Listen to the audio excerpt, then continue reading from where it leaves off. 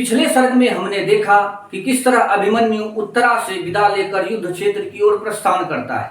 आज चक्रव्यूह का भेदन में सर्वश्रेष्ठ रण कौशल का प्रदर्शन करना अभिमन्यु का दायित्व था और तत्काल दोनों ओर में भीषण घनघोर संग्राम शुरू हो जाता है। सौभद्र ने जो की प्रदर्शित वीरता अनुमान में आती नहीं उसकी अगम गंभीरता। जिस धीरता से शत्रुओं का सामना उसने किया असमर्थ हो उसके कथन में मौन बानी ले लिया। उस भयंकर पराक्रम को अभिमन्यु ने इस तरह अपने सर्वश्रेष्ठ प्रदर्शन किया।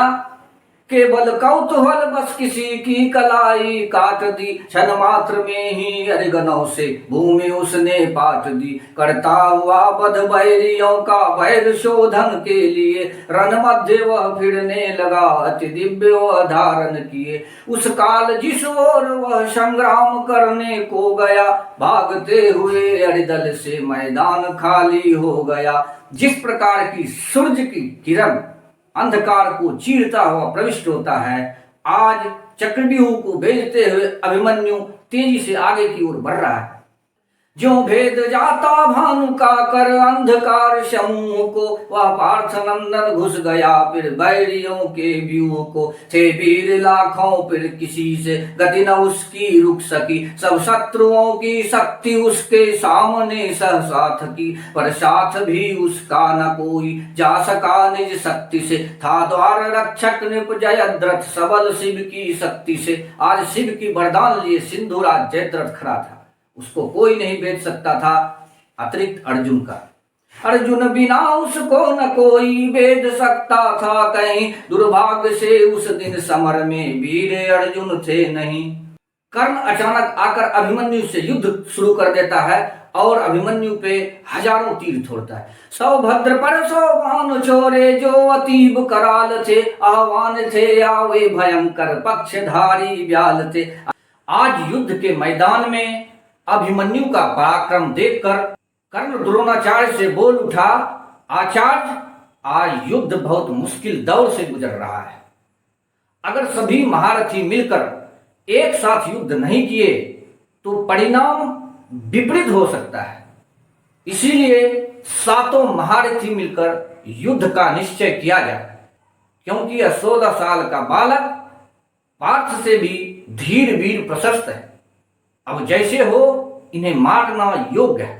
उस एक ही अभिमन्यु से तो युद्ध जिसने किया मारा गया अथवा समर से विमुख होकर ही गया।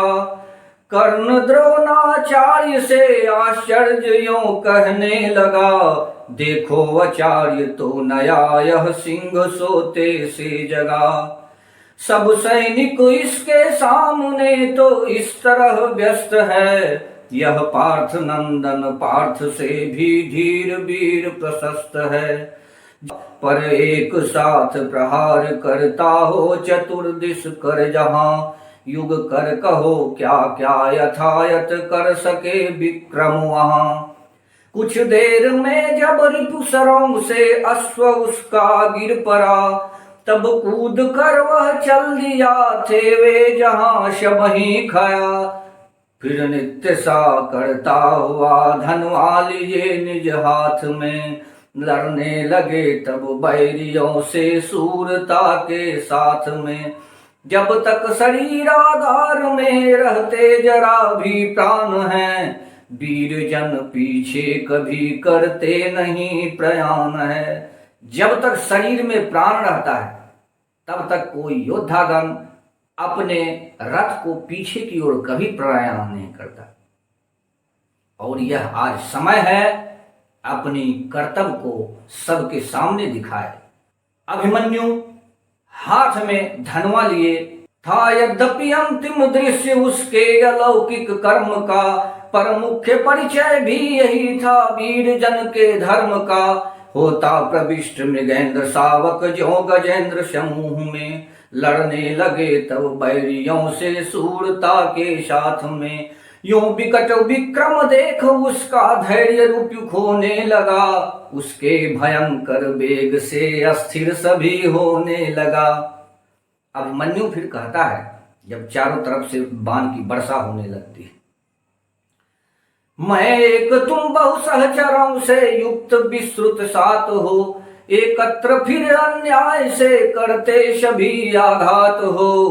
कर में मुझे तुम शस्त्र दो, फिर युद्ध सब मुझसे करो। यूं स्वार्थ साधन के लिए मत पाप पथ में पद धरो। कर में मुझे तुम शस्त्र देकर फिर दिखाओ वीरता, देखूं यहाँ मैं भी तुम्हारी धीरता गंभीरता। हो साथ क्या सो भी रहो, फिर भी रुलाऊं मैं तुम्हें। कर पूर्ण रण लिप्साय भी छल में सुलाऊं मैं तुम्हें। सुनकर वचन अभिमन्यु के बोला सुयोधन आपयों, है काल तेरा अब निकट करता अनर्थ अलाप क्यों। अभिमन्यु सुयोधन को कहता है, यह कथन तेरे योग्य है। अभिमन्यु ने उससे कहा, खरतर उसे संग्राम में फिर यों ही फिर मूर्छित किया, और उसे संग्राम में मूर्छित कर दिया। सुयोधन को उसका सारथी लेकर वहां से निकल गया। लेकिन उसी समय, जिस समय सुयोधन को बाण शब्द करके मारा था, ठीक उसी समय कर्ण ने उसके चाप को, उसके डोरी को काट दिया। जिस समय ही जो पार्श्व से खींचा गया था तान के, तब कर्ण सर ने चाप उसका काट डाला आन के। और अभिमन्यु अंत में द्रोणाचार्य से कहता है कि आचार्य, ये सभी योद्धा ये नीच हैं, पर आचार्य तुम कुलगुरु के आचार्य हो, बड़वीर विद्यावीर हो, तार शिक्षक मेरे आर्य हो। लेकिन यह कर्म जो मेरे साथ हो रहा है, क्या यह सही है युद्ध में? ये नीच है सब वीर पर आचार्य तुम आचार्य हो, बड़वीर विद्यावीद मेरे तात शिक्षक आर्य हो। फिर भी हमारे साथ ऐसा हो रहा जो कर्म है, मैं पूछता संग्राम में क्या वीर जन का धर्म है।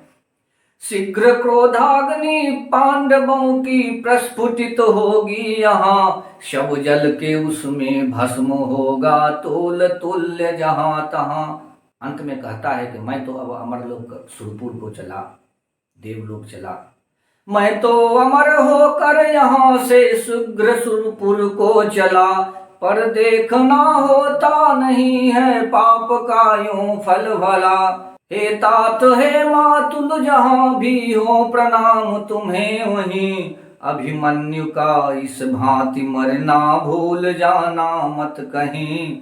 अभिमन्यु का इस भांति मरना भूल जाना मत कहीं।